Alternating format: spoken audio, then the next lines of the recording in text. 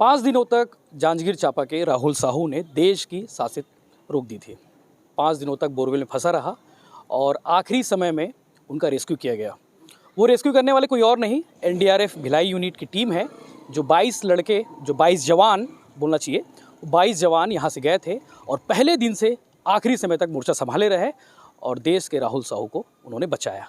आज उनका स्वागत हुआ, चूँकि भिलाई यूनिट आज पहुँचे। आज थोड़ी देर पहले ही मुख्यमंत्री भूपेश बघेल ने उनका स्वागत किया, सम्मान किया और इनको बधाई दी। हमारे साथ अनिल सिंह जी हैं और जो कमांडेंट हैं यूनिट के वो भी हैं, जो इस पूरे अभियान को लीड करते रहे। उनसे बात करते हैं। शुरुआत सर, पहले ये बताइए कि आप लोगों को पहले दिन क्या इन्फॉर्मेशन मिली थी? नमस्कार जी। मैं 10 तारीख को उधर का एडिशनल एसपी महोदय से एक सूचना मिली शाम को 5:45 में कि इधर ही हमारे ये नज़दीक में गांव में एक बच्चा बोरवेल में फंसा हुआ है। मैं बहुत सारे एजेंसियों से संपर्क किया मगर कोई उसको रेस्पॉन्स नहीं दिया। आपसे मेरे बहुत उम्मीद है, तो आप उसमें हमारा हेल्प कर सकते हैं क्या? मैं बोला ज़रूर, और मैं तुरंत अपना टीम को रेडी किया। विदिन 15 मिनट के अंदर हम 6 बजे इधर से निकल गए और अपना जो सीओ साहब को भी इन्फॉर्मेशन कर दिया। तो रास्ते में जाते हुए मेरा उस टाइम से कलेक्टर साहब, एसपी साहब, बहुत सारा इवन सीएम ऑफिस से फ़ोन आ गया, जांजगीर और सीएम हाउस से फ़ोन आ गया कि सीएम साहब एनडीआरएफ के ऊपर उम्मीद है।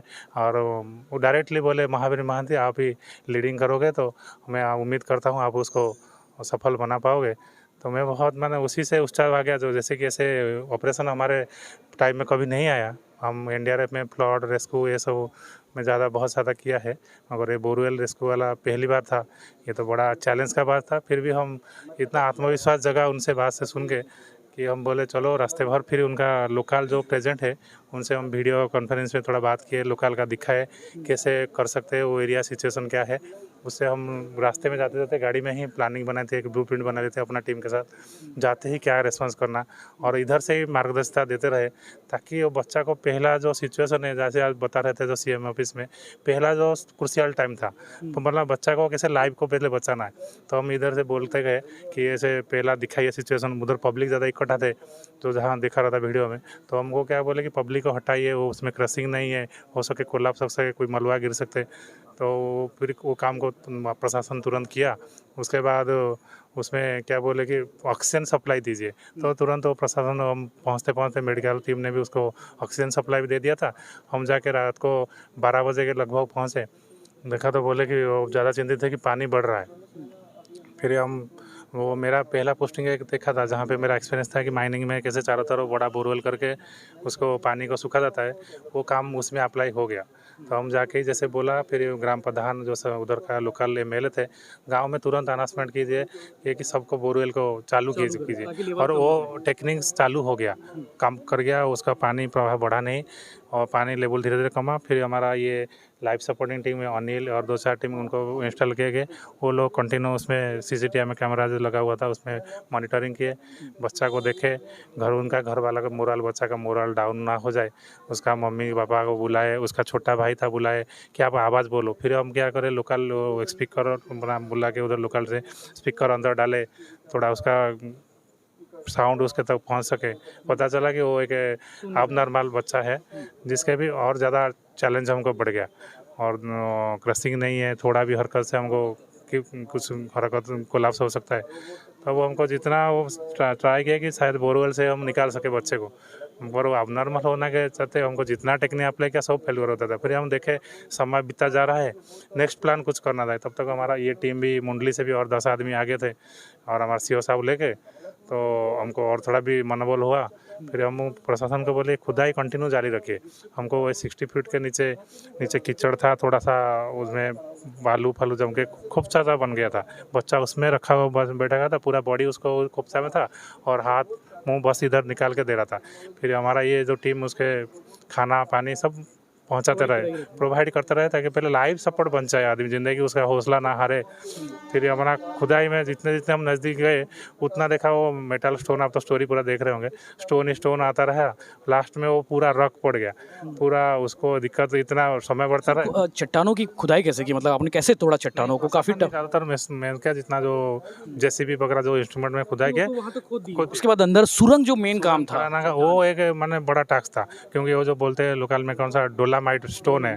डोलामाइट स्टोन हमारा जो चिपिंग हैमर वो उससे किया, उसमें भी बड़ी दिक्कत हुई। फिर हम प्रशासन से जो जो इंस्ट्रूमेंट मांगे, कंप्रेसर और वो जो माइनिंग में जो करने वाला था कि रॉक काटने वाला, उनको मंगाए, उसको काटते गए। फिर हमारा जवान उसमें अंदर घुसे, सभी आज देखा बोल खुद सीओ साहब भी अंदर घुसे थे, कोई नहीं छोड़ा, सब बराबर है। सभी प्रशासन 2-4 आदमी गए, उसमें गया 5-10 मिनट किया। उसमें ज़्यादा देर में बोल रहा था जैसे उसमें स्मोक का ज़्यादातर हम काट नहीं सकते, 10 मिनट का था वो, इतना धूल धुआं हो जाएगा, चिंगारी का भी खतरा था। चिंगारी भी खतरा है। और 50 किलो ऐसे कंप्रेसर को लेके, वो भी उल्टा लेट के अपना छाती के ऊपर, वो SOP तो नहीं बोलता है। ये सर लाइफ में फर्स्ट टाइम क्यों हो गया? लाइफ में पहले टाइम वो माने वो तो माने SOP नहीं बोलता, बोरवेल से बच्चे निकालने का टास्क भी पहली बार और ये काम भी पहली बार। पहली बार है, मगर वो करना पड़े जैसे भी हो, क्योंकि दुनिया भर इतना सारा करोड़ों आदमी हमारे ऊपर भरोसा जताया है।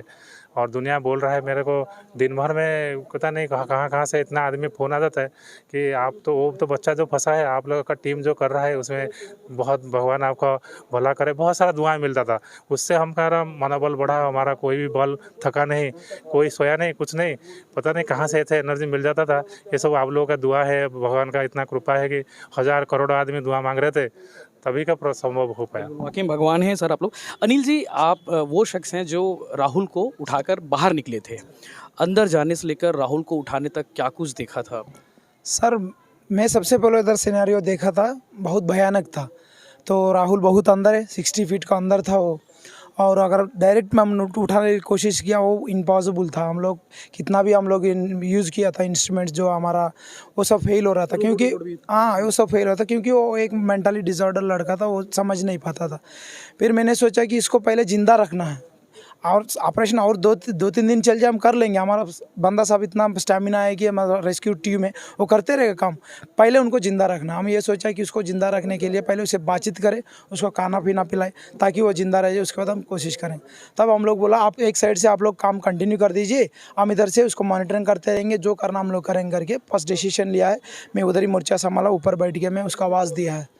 फर्स्ट आवाज़ में तो रेस्पॉन्ड नहीं किया राहुल राहुल बोलने से, उसके बाद मैं अपना मतलब मेरा अंदर का फीलिंग जो था वो जग गया। राहुल बोलने से अच्छा राहुल बेटा बोलूं, ताकि मेरा अंदर का फीलिंग। मीडिया में आपके वीडियो वायरल हुए। सर मेरे राहुल बेटा करके मैं पुकारने लगा, तब जाके थोड़ा वो रेस्पॉन्ड किया था, हाँ कर। चीज़ों को पकड़ रहे थे ऊपर से। सर जो भी दे रहा था वो पकड़ता था सर, खेला खाता था, छिलका निकाल के खुद, और फ्रूट भी पिलाता था।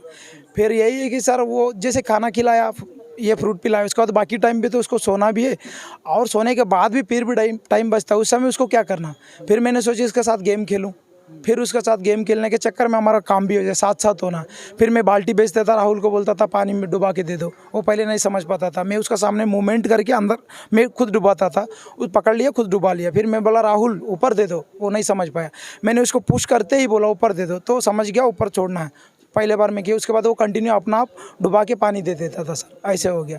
तीसरा में ऊपर से दिखता था क्या राहुल? हाँ क्लियर, ऊपर से भी डायरेक्ट ऊपर से दिखता था, लेकिन ये सब क्लियर नहीं दिखता। मॉनिटरिंग करता था, साइड में जो रखा हुआ VLC camera, victim location camera बोलते, उसमें मैं देख के मैं सब काम करता था।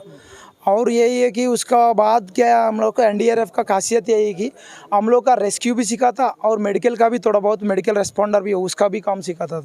उसका थ्रू मैं ये सीख गया सर, एक डॉक्टर तो नहीं हूँ, लेकिन डॉक्टर जैसे हमको काम करना पड़ता। तो उसको रेस्पिरेशन चेक करना, डायरेक्ट जाके तो चेक नहीं कर सकता मैं। हम लोग क्या कहते हैं, एक स्टॉप वॉच लगाया अपना गाड़ी से, सामने उसको मॉनिटर में देख रहा था, उसका रिब्स का बगल में जो अप डाउन होता था, उसको क्योंकि खाना नहीं खाया उस टाइम, वो उसको रिब्स पे चेक कर पे 1 मिनट में वो कितना देर रेस्पिरेशन ले रहा। वो 22 का ऊपर होना नहीं था एक्चुअली, उसको पहला बार में हम चेक किया था 26 आया था, वो ज़्यादा था। लेकिन उसी सिचुएशन में वो ज़्यादा नहीं था, क्योंकि ऐसे पैनिक सिचुएशन है, फंसा हुआ टेंशन है। फिर मैंने डॉक्टर को बता दिया ऐसे ऐसे बात, डॉक्टर भी बोला ठीक है कोई बात नहीं, ज़्यादा बहुत है नहीं, चल जाएगा। फिर लास्ट दिन में उसका 30 तक पहुँच गया सर, 30 तक इसीलिए पहुँच गया। तब भी मैंने डॉक्टर से पूछा सर 30 हो गया, कुछ प्रॉब्लम तो नहीं?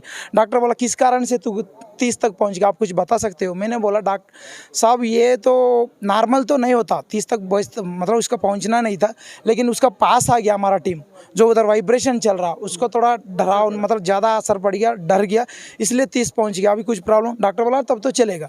अगर जो बंदा दौड़ के आ रहा उस समय उसको चेक किया जाए तो बहुत ज़्यादा दिखेगा। ऐसे कुछ स्थिति में कुछ कारण से राहुल को जब पहली नज़र देखे आप लोग सुरंग के अंदर से जब गए, तब कैसी स्थिति थी? राहुल जब पहले बार हम देखा था रो रहा था सर, पूरा रात रोए। बहुत हम लोग देखे नहीं, जब हम लोग हैंड हमारा हाथ में लिया नहीं, जब हम लोग 11:15 वो पहुंच गया उधर, उसके बाद सिविलियन देख रहा था, मम्मी रो रहा था, ये लोग पुलिस वाला एनडीआरएफ कुछ काम कर रहा था, उस टाइम भी थोड़ा देख लिया, उस समय रो रहा था वो। फिर उसका रोना बंद कर दिया। उसके बाद मैंने आवाज़ दिया, मेरा आवाज़ को रेस्पॉन्ड किया, खाना खाना। उसके बाद लास्ट तक जब वो बाहर निकलने तक वो रोए नहीं सर, बिल्कुल नहीं रोया। जब भी वो रोता था खाना खिलाता, जब भी उसको भूख लगता था, जबकि राहुल खुद 2 बार खाना मांगा, ऐसे इशारा किया था। मैंने उसको मम्मी से पूछा, उसका भाई से पूछा, ये क्या चीज़ है, वो क्यों ऐसे कर रहा? बोला जब भी उसको भूख लगे वो ऐसा इशारा करता। तब मैंने केला दिया सर। सांप और मेढक भी था बता रहे सर हो। था। सांप को मैं पहले दिन देखा हूँ, लेकिन किसी को मैंने बताया नहीं। मैं इसीलिए नहीं बताया, हाँ सर सब फैल जाएगा, बात बोलेगा अंदर सांप है, मेरे बच्चे को काटेगा, वो रोएगा, इसको देख के पब्लिक ये ज़्यादा हल्ला करेगा। मेरा अंदर रखा, क्योंकि मैं भी 100% कन्फर्म नहीं था। फिर मैंने दूसरा गौर किया था, ऑब्जर्व किया ज़्यादा, तब सांप कन्फर्म हो गया था। लेकिन छोटा था, एक मतलब 1 फीट का, 1.5 फीट का अंदर ही होगा। लेकिन ये नहीं कि पूरा मैं अंदर नहीं रख सकता हूँ, उसको ऊपर वाले को देना भी है। फिर मैंने अपना टीम कमांडर को बता दिया, उन्होंने बोला किसी को बताया, मैंने बोला नहीं बताया। ठीक है, एक काम करो, तू उसको देखते रहना, फिर सिचुएशन के मुताबिक तू आगे बढ़ा देना। फिर मैंने नेक्स्ट दिन कलेक्टर साहब को बताया। को निकालने का कोई प्लान नहीं? सर नहीं था, सांप को निकालने के पास उतना लंबा जो स्नेक कैचर जो है वो हमारे पास नहीं है। अगर होने से भी, हाँ होने से भी उतना लंबा नहीं होता। अगर उसको छेड़ दिया हम लोग, वो उसको काटने के चांसेस है।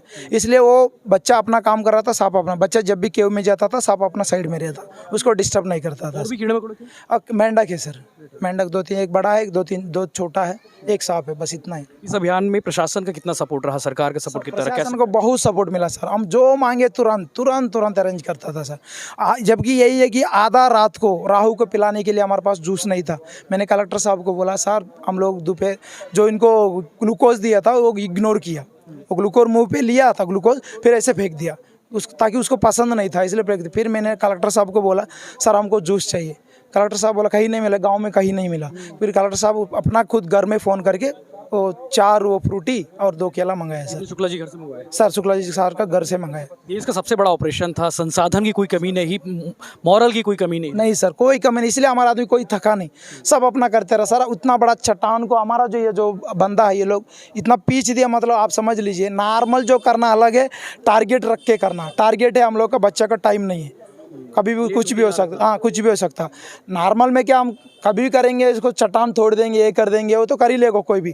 टारगेट सामने है, टाइम ज़्यादा नहीं है। उस समय उसको चट्टान को हमारा आदमी तोड़ा भी है, इस साइड से हम हौसला बना के रखा। ये सब हम लोग का बहुत कठिनाई झेलना पड़ा सर। देश का सबसे बड़ा ऑपरेशन था, बड़ी खुशी होगी और ये जिंदगी भर याद रहेगा सादा ऑपरेशन। सर ये मेरा ज़िंदगी भर सर, मैं मरने तक ये मेरा मन में ही रहेगा सर। मैं सोचा कि जैसे ऑपरेशन खत्म हो आके सो जाऊँ, कल भी मेरा नींद नहीं आया। मतलब ज़्यादा खुशी में भी बोलता ना सर, नींद नहीं आएगा। मेरा ओवर एक्साइटेड हो गया हूँ, मैं किसी को जान बचाया हूँ सर। मैं बहुत खुश हूँ सर। मेरा एनडीआरएफ की इतना सपोर्ट, मेरा एनडीआरएफ इतना काम किया, सबका चलते हम लोग अभी आज इतना खुशी का माहौल हो गया हम लोग।